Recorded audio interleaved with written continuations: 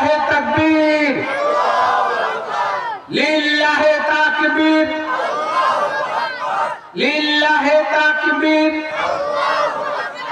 মুসলমানের এই দেশেতে নাস্তিকদের ঠাঁই নাই, নাস্তিকদের পক্ষে দ্বারা তাদের কোনো রক্ষা নাই। মুসলমানের এই দেশেতে নাস্তিকদের ঠাঁই নাই, নাস্তিকদের পক্ষে দ্বারা তাদের কোনো রক্ষা নাই। মুসলমানের এই দেশেতে ইসকনদের ঠাঁই নাই, ইসকনদের পক্ষে দ্বারা তাদের কোনো রক্ষা নাই। কোরআনের ভাষা অনুপাতে মানুষ তিন প্রকার। কত প্রকার? আমি প্রকার করে বলবো, আপনারা বিবেচনা করবেন আপনারা কে কোন প্রকারে আছেন। পারবেন না ইনশাআল্লাহ? পারবেন না? কিছুই করেন না, বলেন না আমার কথা। পারবেন কি পারবেন না? এত তাকবীর দেন, নারায়ে তাকবীর, নারায়ে তাকবীর, নারায়ে তাকবীর। আল্লাহ তাআলা আমাদের সকলকে কথাগুলি শোনার এবং আমল করার তৌফিক দান করুন, সকলে আমিন। আল্লাহ তাআলা কোরআনুল কারীমের মধ্যে বলেন, ওয়াকালাল্লাযীনা কাফারু লা তাসমাউ লিহাযাল কুরআন ওয়ালগাউ ফীহি লাআল্লাকুম তাগলিবুন।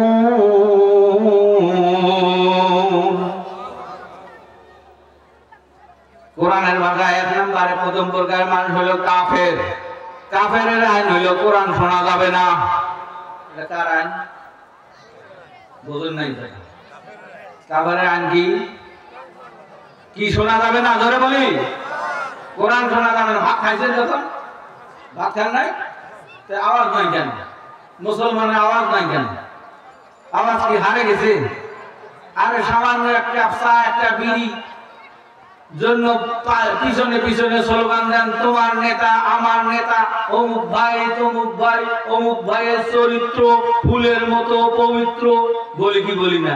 কত আওয়াজ দেয়। আর কোরআনের কথা, আল্লাহর নাম জবান দিলে ভাই মুসলমানের আওয়াজে বাড়ায় না। মরা মুসলমান মরানে যেতা, কথা বলেন, মুসলমান মরানে যেতা, মুসলমান বীরের জাতি, মুসলমান বাহাদুর, মুসলমান হলো ইমানি শক্তি, আল্লাহর ইমানে বলিয়ান মুসলমান। মুসলমানের তাকবীরের কাছে কোন কাফেরের মাসলুক টিকতে পারে না, পারে না, পারে না। এই জন্য কাফেরের প্রথম কাফেরের বৈশিষ্ট্য হলো, পরিচয় হলো, কাফেরের আইন হলো তারা কোরআন শুনতে দেয় না। কি দেয় না? কোরআন শুনতে দেয় না। কেন? আমরা কিন্তু মুসলমান হাসতাই না যে কাফেররা এই আইনটা কেন করলো, কাফেররা এই আইনটা কেন, কোরআন কেন শুনতে দেয় না।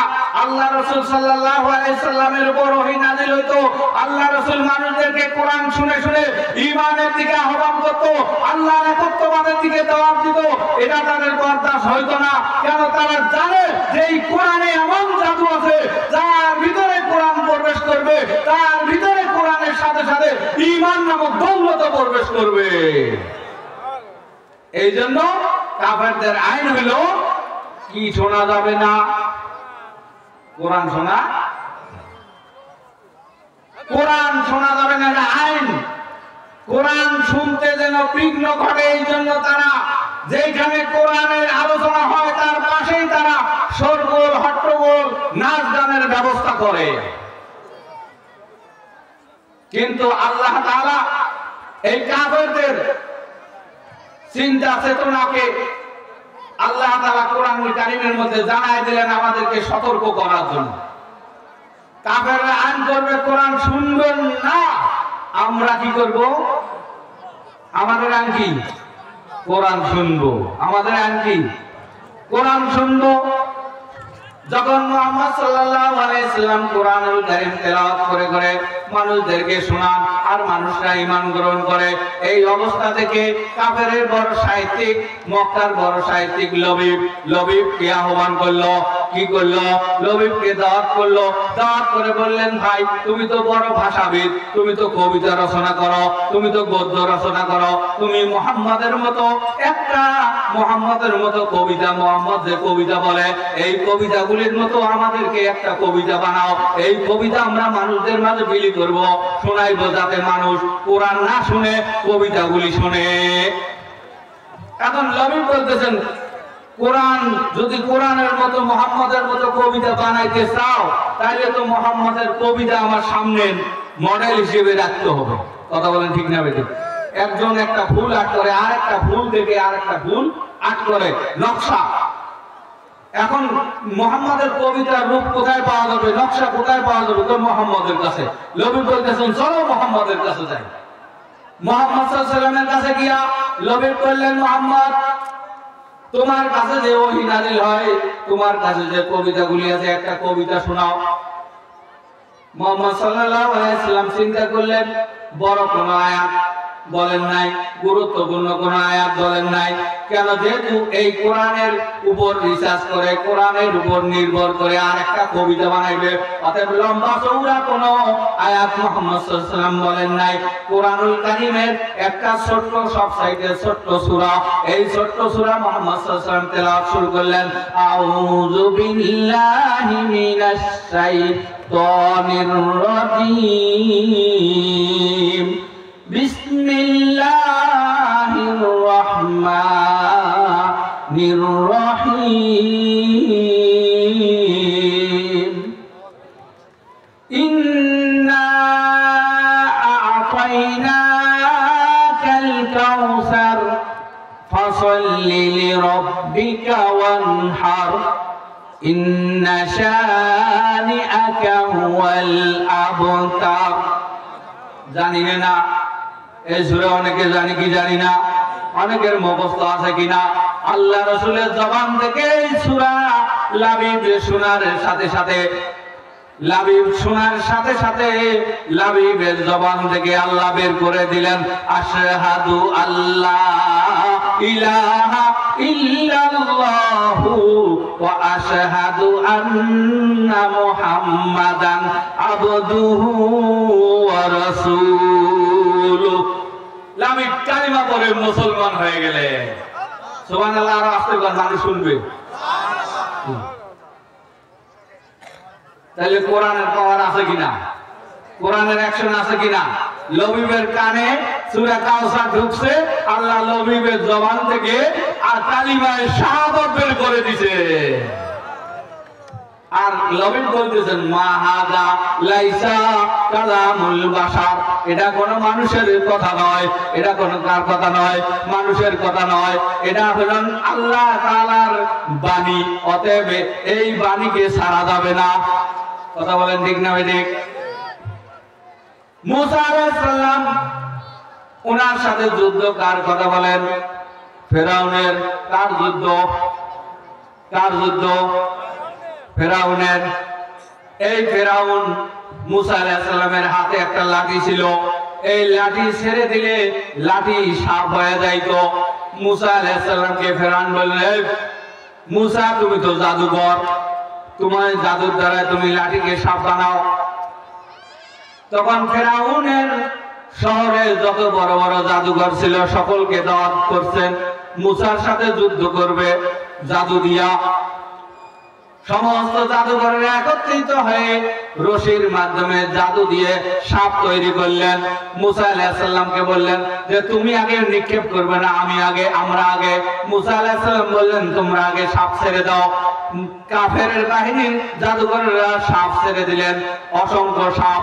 মুসা আলাইহিস সালাম, আল্লাহ তাআলা মুসাকে জানায় দিলেন, মুসা তুমি ভয় করো না, তোমার হাতে যে লাঠিটা আছে এই লাঠি ছেড়ে দাও।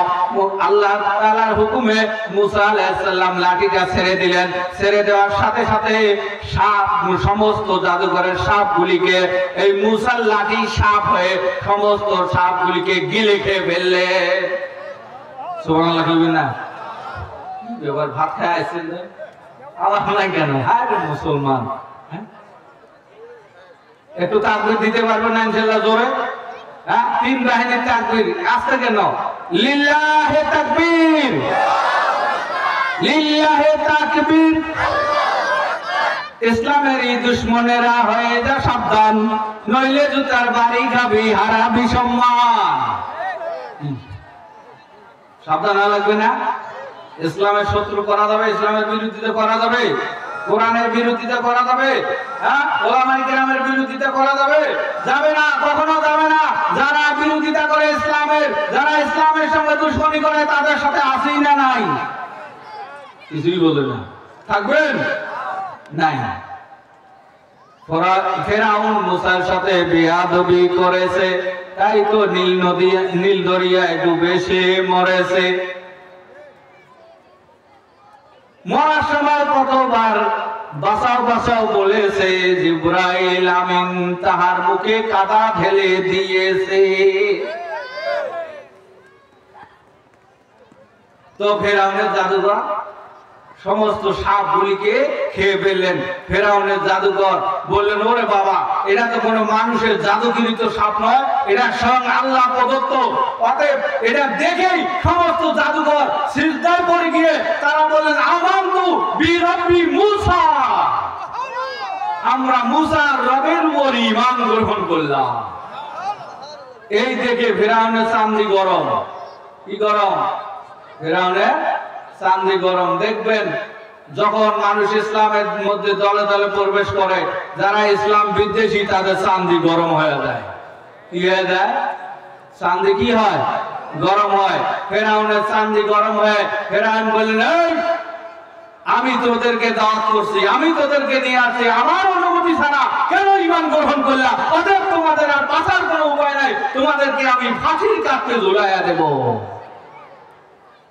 তাদেরকে, জাদুকরদেরকে ফেরাউন ফাঁসিতে ঝুলাইয়া হত্যা করছে। এই জন্য মুমিন ভয় করে না মরণকে, ভয় করে না। ভয় করে মুমিন? হ্যাঁ, মুমিন কখনো ভয় করে না। কেন?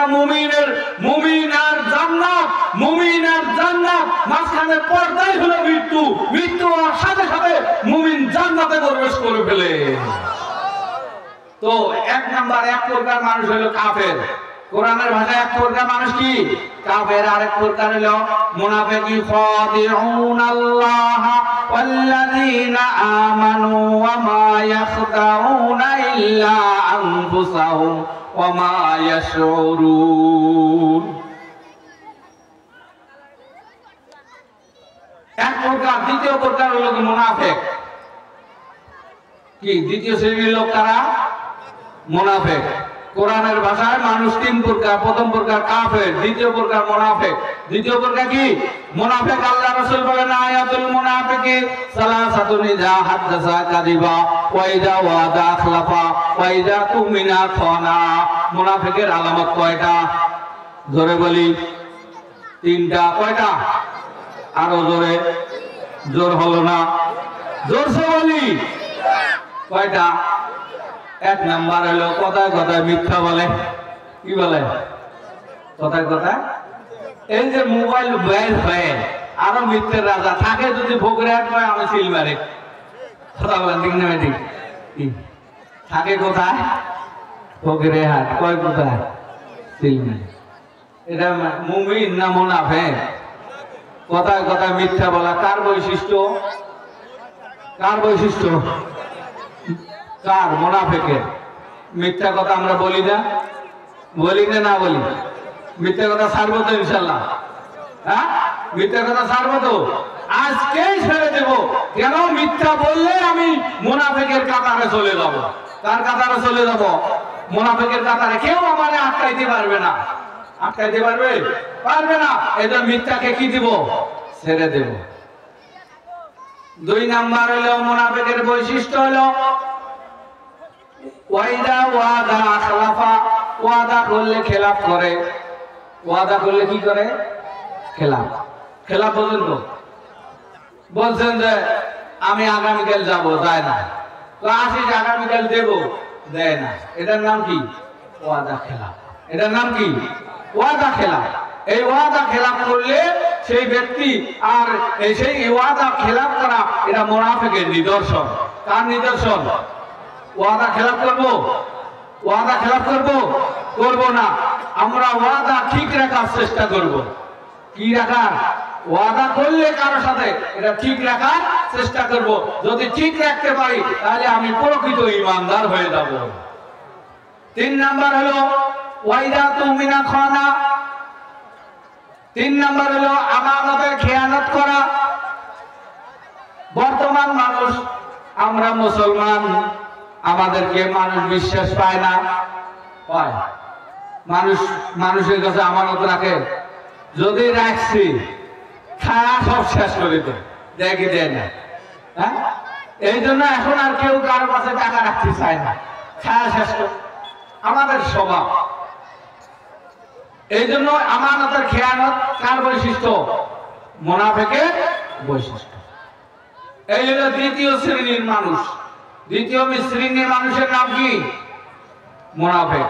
3 নাম্বার মানুষের নাম হলো মুমিন। আমি যে আয়াত তেলাওয়াত করছি খুতবায়, আল্লাহ তাআলা বলেন ইন্নামাল মুমিনুনা আল্লাযীনা ইযা যুকিরাল্লাহ ওয়াজিলাত কুলুবুহুম ওয়া ইযা তুলিয়াত আলাইহিম আয়াতুহু যাদাতুহুম ঈমানা। 3 নাম্বার মানুষ হলো কোরআনের ভাষায় 3 নাম্বার মানুষ হলো মুমিন, ঈমানদার। মুমিন, ঈমানদার।